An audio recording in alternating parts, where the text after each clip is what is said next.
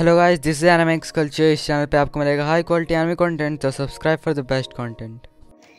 तो आज हम बात करने वाले हैं डीमन स्लेयर सीज़न 3 के बारे में, जो कि बहुत ही अमेजिंग जा रहा है, जिसकी हाइप चारों तरफ है, जिसका फाइनल एपिसोड रिलीज हो चुका है और बहुत ही अमेजिंग था। इसमें बहुत से सरप्राइजिंग और अमेजिंग मोमेंट थे, पर हम सबसे ज़्यादा शौक वहाँ होते हैं जहाँ पे हम देखते हैं नेजुको ने सन को सर्वाइव कर लिया है और बाकी सब शौक में वो नेजुको बोल भी रही है सन को सर्वाइव करते हुए, जो कि बहुत ही सरप्राइजिंग है क्योंकि नेजुको एक डीमन है और सन को देखते ही, सन को फेस करते ही उसे बर्न हो जाना चाहिए था और धूल में कन्वर्ट हो जाना चाहिए था।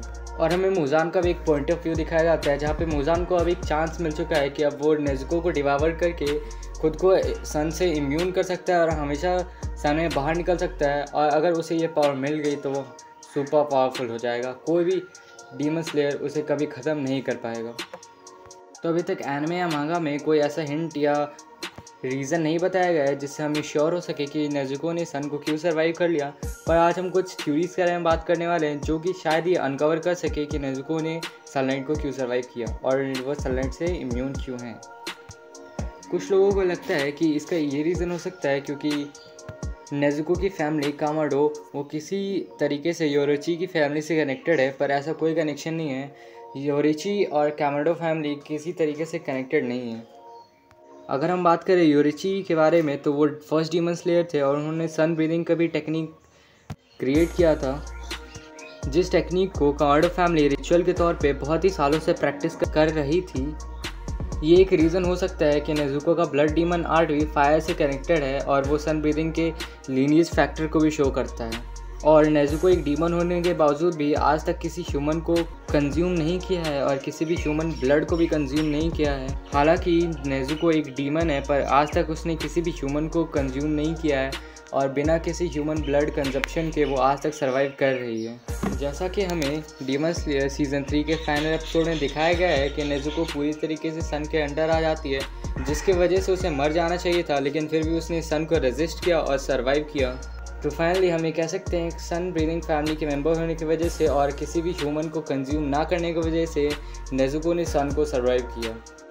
मुजान ब्लू स्पाइडर लिली के तलाश में था, जो कि एक मेडिसिन का पार्ट है, जो कि बहुत ही इंपॉर्टेंट पार्ट है उसके मेडिसिन की, जो कि उसके डॉक्टर ने बना के उसे पिलाई थी, जिससे उसे सुपरनैचुरल पावर्स मिली थी।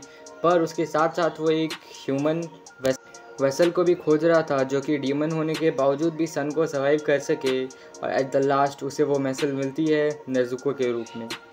और नेजुको को डिवावर करने के साथ मुजान बन जाएगा एक परफेक्ट डीमन, जो कि बहुत ही खतरनाक होगा डीमन स्लेयर्स के लिए। नेजुको अकेली डीमन है टोमायो के बाद जो मुजान के कंट्रोल में नहीं है। उसके अलावा बाकी सभी अपर मून्स और जितने भी छोटे मोटे डीमंस हैं वो सब मुजान के कंट्रोल में हैं और मुजान उनके सभी थॉट्स तक को अपने ग्रास्प में रखता है। वो जो भी सोचते हैं, जो भी देखते हैं, जो भी सुनते हैं, जो भी एक्सपीरियंस करते हैं, मुजान उन सबको अपने कंट्रोल में रखता है।